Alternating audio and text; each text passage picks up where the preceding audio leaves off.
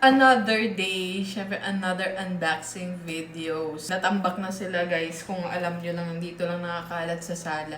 Anyway, simulan ko na. Tinanggal ko na sila lahat sa bubble wrap. Bumili ako ng kapote, ayan, raincoat. Kasi yung isa kong kapote, may nangyari sa kanya hindi maganda. Kaya bumili ako ng bago. Medyo makapal to. Ganito siya, pero color black. Ganito rin yung isa kong kapote, pero yun, ay bigay kasi yun ito niya. Wait. Tapos, eto naman, bumili ako ng tongue scraper. Set na siya, guys.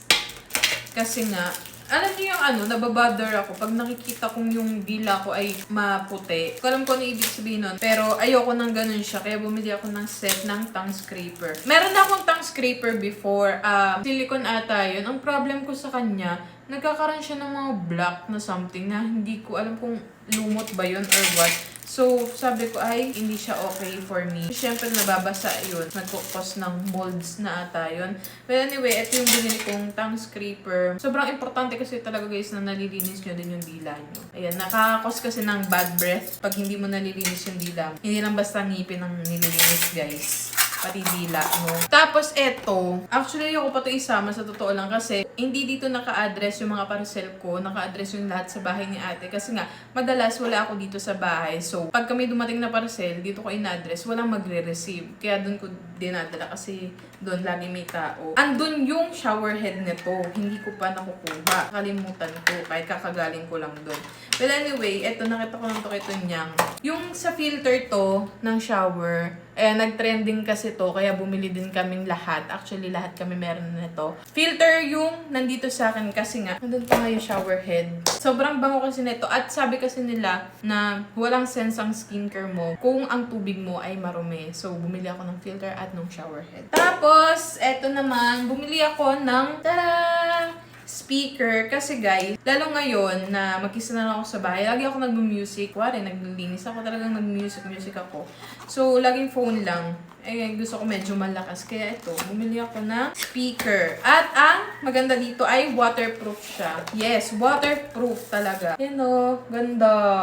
Diba? Mura lang to guys. Yung nakag-music. Kasi alam nyo din naman, sobrang talented kong tao.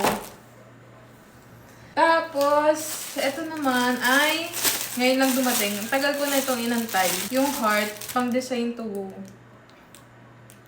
Thank you to the heart. Ang tagal nitong dumating. Ayan.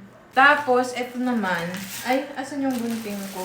Eto, bumili ako dahil malapit na ang Pasko. Kahit hindi ako magaling magbalot, gusto ko nagbabalot ako kasi ewan ko lang, hindi ko rin alam kung bakit, pero mas gusto ko siyang binabalot kaysa nilalagay sa paper bag or something. Siguro kasi marami pa akong time. Pero ito, bumili ako ng gift wrapper. Sobrang mura ko lang nabili to. 50 pieces to, 179. Kaya ayan, bumili ako dahil mag-i-start na ako magbalot ng mga regalo.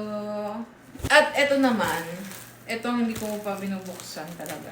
Nakita nyo naman, di ba? Bumili ako nito kasi nagkaroon ako ng problem sa una kong ganito. Ito ay carpet. Naging problem ko dun sa una is nadudulas ako. Yes. Ito ay honest feedback, no? Kaya bumili ako ng non-slip. Yes, hindi ko madudulas, te. At makapal siya. Ito yan siya. This is also perfect size para sa aking dining. Sala pala. Ito siya. Yan. Di ba? Tapos ganito siya. Hindi ko alam kung anong tawag dito, pero parang dumidikit to sa floor, kaya hindi ka madudulas. Papalitan ko na to. Bakit ako sinis? Papalitan ko na yung carpet ko na nandito, okay? Ayan na siya. Nalagay ko na dyan. Ganda. Ganda. Ang sarap niya sa paa, guys. Mura lang yan. Kumalma kayo, mura lang yan.